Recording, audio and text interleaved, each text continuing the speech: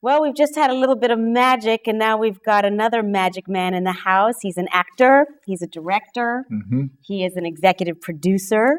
Wow. John Johnson's in the house. Hi, John. Hi, how you doing? Welcome to the show. John, Thank you. nice to see you. I don't really know where to start with you because you've lived many lives in your young life. Yeah, I kept busy. Yeah. Tell us about Zap. Yeah. Zap. Okay. It's 1988. I had been watching a television show called V from the early 80s with Mark Singer, Robert Englund, about aliens and lizards and stuff. And I had adored the show, and I had laser tag, which are these little laser guns things. And so I was at my uncle's house, and I got him to make my first movie.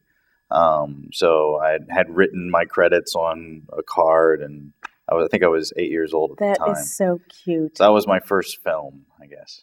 Still have it? I do, sadly. Can we have a clip of that? Oh, yeah, that would be really cool. Yeah. You're just adding it up, so when you become like ultimately famous, that's going to be like before they were stars. You know? Right. Way before. So you continue to do that because you did some incredible things all the way through high school too.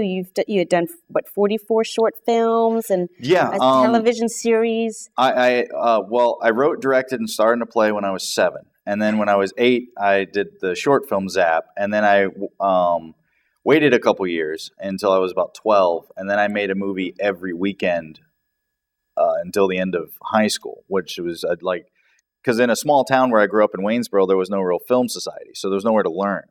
So I had to learn by just trial and error, shoot the film, see if it's any good, and then fix it for the next time.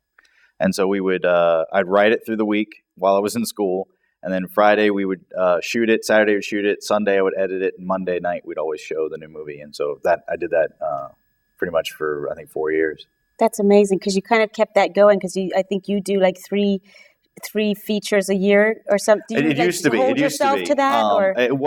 It used to be about 3 features a year. Now it's an abundance of shorts has been the last year. I think I've done like 25 shorts. Wow. So it's going that way. That's amazing.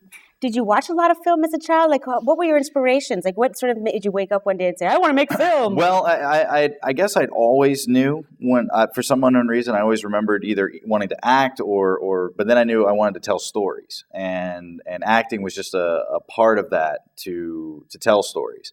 So when I was 12, I lived in Charlottesville. We moved to Waynesboro, but I graduated early because we were moving. And so I had 5 months and no friends or anything like that. So I mowed lawns and went down to a local video store and said, I'm going to rent 2,000 of your films. And he made me a deal at a nickel or a dime for older ones and a quarter for new releases. And so I would rent one from every genre. I'd rent 8 movies a day. And I'd watch them, and as it went on, I figured out what genre I liked and what films I liked, and kind of pulled it. That was kind of like my first class of education, I guess. And you went to the darker side. I did. Horror is one of those genres where no matter – I like fantastical stories. So when an audience sits down to watch a horror film, they know without a doubt that if you say this sheep can fly, they're ready to accept that. They're ready to accept anything that you tell them at the beginning of a horror film. That's true. Versus if it's a drama, you've got to really sell it like they're going to really nitpick until they get what they want. And so horror was an easy way to tell those stories without, having to work extra hard at just, making the audience believe that it's happening. That's a really good point. Yeah. People do buy it in horror. Absolutely. Right off the bat, they're ready to believe anything you tell them. Mm. So now you're working on a webisode. Yes, a couple of them. We've got Spade, which is the one I started just out of a whim to while preparing for this larger film I'm doing, Plan 9, which is a remake of Plan 9 from Outer Space. I didn't want to take on any more features, so I decided to do this bi-weekly show where the audience gets to decide what happens next. Love that. And it's hosted by Mr. Lobo out of LA. He shoots his parts there and then sends them to us via internet, and then we edit them all together. And we've been running. We're planning on a 25-episode season, and I think episode 18 airs tonight, Thursday night. Wow. So every episode is audience dictated? Yeah, at the end of the episode, Lobo will come on, and with YouTube and the way it works, is he'll come on the screen and say, would you like this to happen or would you like this to happen? And 2 boxes, clickable boxes come up on the screen that the audience can click. And whatever one gets clicked on the most, we have a tally of the votes. And then whatever one gets clicked on the most is the one we go with next. That's brilliant. Yeah. Well, how do you have time to do that? Because aren't you Spade too? Like, aren't you the lead guy? Well, it's crazy. We did it with no budget. And there's a crew of probably 4 that does it every weekend, and the actors themselves. And all the actors kind of chip in and everybody helps and makes it what it can be and that kind of thing. So yeah, it's a group effort. Yeah, you have a lot of loyal followers. That's kind of how this town runs, and you're a doer, so that's why so many people want to work with you, I think. Yeah, it helps when you can actually make a movie. Yeah, that happens. That's so you're in Spade. You're an actor. You're also the director. Yes, and you're also the executive producer. Correct, and the editor. And do you write it as well? I do. I write it as well. Wow. But it's really like, because there's no budget, we have no investors to worry about. So we can kind of do and say whatever we want, and it's a really good way of feeling what the audience may like and trying out new things. Like if there's an effect that you want to try out, but you don't want to risk it on an investor's, budget, you try it out on the show, and if it works, then you can use it in the movie. Fantastic. Yeah. That's a really good point. Do you know your viewership? We have a solid 200 set core audience that watches every episode and votes. However, we've got a guest star who's going to be in the next 4 episodes named James Rolfe, known as the Angry Video Game Nerd. Oh, yes. And he's kind of he kind of owns YouTube. So him and I had guesstimated our audience going from 200 to anywhere in between 1 and 400,000 views an episode, which starts this weekend. Oh, so my goodness. A little sweaty and nervous. That's exciting. A little nervous. Did the writing get tougher? It did. Well, everything did. Because when you knew that many people were going to be watching it, you really you want it to be a lot better than, hey, let's just try this out. Let's just try this out. It's like, 400,000 people. Maybe I should look at that script one more time before we start rolling. Well, you're obviously doing something right. So I hope so. Yeah. I hope so. So just while we're on the point, how do our viewers watch you? How can they join that 400,000? It's the website is spadeseries, one word, .com. And you can go there and have all the episodes. Appear right here, spadeseries.com. Yeah, okay. Spadeseries, one word, .com.